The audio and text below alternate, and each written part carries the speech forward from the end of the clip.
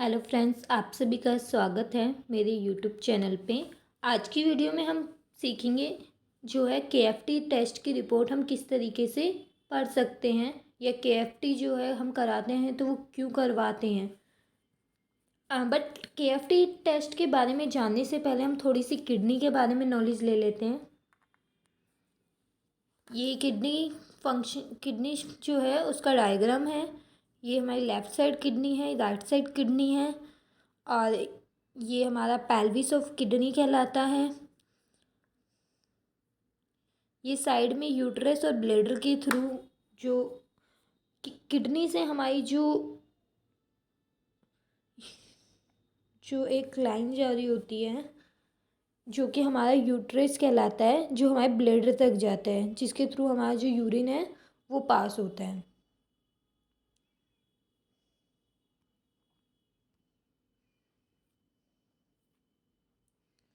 फिर आते हैं किडनी फंक्शन।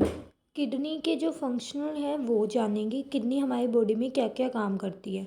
तो किडनी जो है, the kidney's job is to filter your blood. Kidney जो है वो हमारे ब्लड को फिल्टर करती है। They remove waste, control the body's fluid balance and keep the right level of electrolytes. ये हमारे इलेक्ट्रॉल्स के लेवल को मेंटेन करती है। All the body in your All the blood in your body passes through them about 40 times a day। हमारा जो blood है वो इससे 40 टाइम्स पास होता है एक दिन में।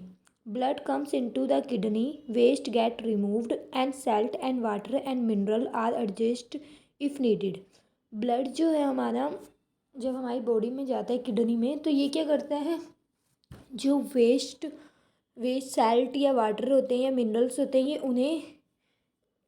उन्हें रिमूव कर देता है, और जो नीडेबल होते हैं, जिनकी हमें ज़रूरत होगी, ये उन्हें रख लेता है। और लास्ट इज़ ये एक्टिवेट करता है हमारी विटामिन डी की, जो हमारी बॉडी को विटामिन डी की नीड होती है, ये उसको एक्टिवेट करता है। फिर आते हैं symptom of kidney dialysis.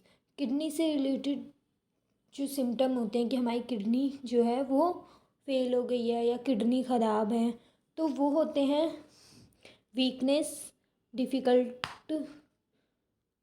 Urine urination, weakness हो सकता है, यूरिन पास होने में डिफ़िकल्टी हो सकती है, फॉर्मेनी फॉर्मिंग यूरिन हो सकता है, या फिर यूरिन हमारा पिंक या डार्क आ रहा है वो भी हो सकती है।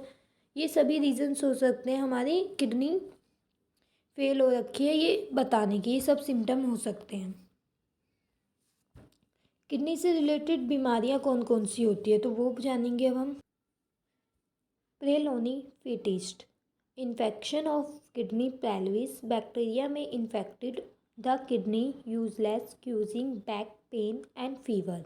ए spread of bacteria from any untreated bladder infection is the most common causes of pyelonephrititis. Second is blood and protein in the urine are common problem that occur with glomerulonephrititis. It can also result in kidney failure. Kidney stone, अगर kidney में stone है, mineral in urine from crystal means stone which may grow large enough to block urine flow. अगर kidney में stone हो जाता है तो वो हमारे जो यूरिन पास होता है उसको ब्लॉक कर देता है।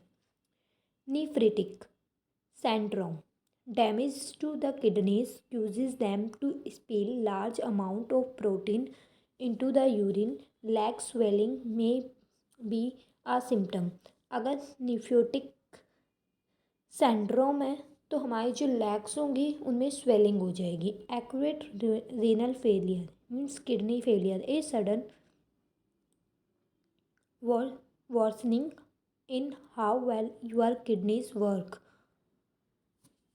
The chronic renal failure, hypertensive nephropathy, या फिर किडनी टेंशन, ये सभी बीमारियाँ किडनी से रिलेटेड है, जिनके बारे में हमने अभी जाना कि ये बीमारियाँ हो इनसे अलग और भी बीमारी होती है। किडनी फंक्शन टेस्ट क्यों कराते हैं, अब हम जानेंगे कि हम जो KFT टेस्ट कराते हैं वो क्यों कराते हैं, या फिर एक्सटेंशन KFT टेस्ट कराते हैं वो क्यों कराते हैं। तो किडनी फंक्शन टेस्ट जो होता है ये एक बायोकेमिस्ट्री ब्लड टेस्ट है, जो कि हमारा हमारा हमें किडनी के बारे में बताता है कि हमारी किडनी से रिलेटेड कोई बीमारी तो नहीं है।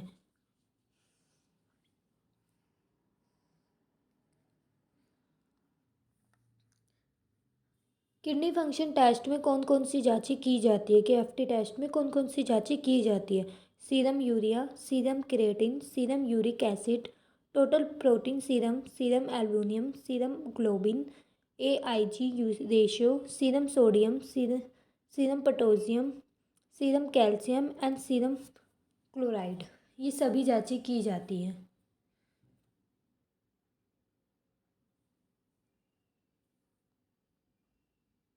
मेनली जो होता है KFT टेस्ट में ये तीनों चीज़ें होती हैं, बाकी ये हमें LFT लिपिड प्रोफाइल में भी मिल सकते हैं बाकी जांचें।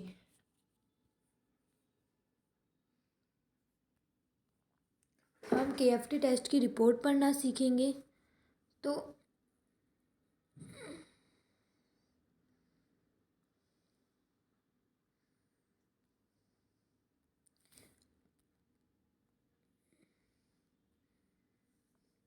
सीरम यूरिया जो है वो 15 से 45 के बीच में होना चाहिए, 15.0 से लेके 45 के बीच में होना चाहिए। सीरम क्रिएटिन हमारा 0.60 से 140 के बीच में, अगर तो कोई भी किडनी से रिलेटेड डिजीजेस नहीं है। सीरम यूरिक एसिड 2.3 से 6.01 के बीच में होना चाहिए।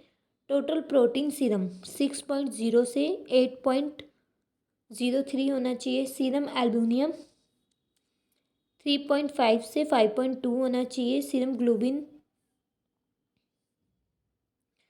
2.2 से लेके 2.5 होना चाहिए। AIG रेशियो जो होगी वो हमारी सीरम एल्बुमिन और सीरम ग्लोबिन को डिवाइड करके आ जाएगी, जो कि अराउंड आपकी 1.30 से 2.10 के बीच में होनी चाहिए। सीरम सोडियम 136 से 145.50 होना चाहिए। सीरम पोटेशियम 3.50 से 5.50 के बीच में होना चाहिए। सीरम कैल्शियम 8 से लेके 10.5 होना चाहिए, और सीरम क्लोराइड 98.0 से लेके 109 होना चाहिए। आई होप आप लोगों को किस तरीके से रिपोर्ट्स पढ़ सकते हैं समझ में आया होगा।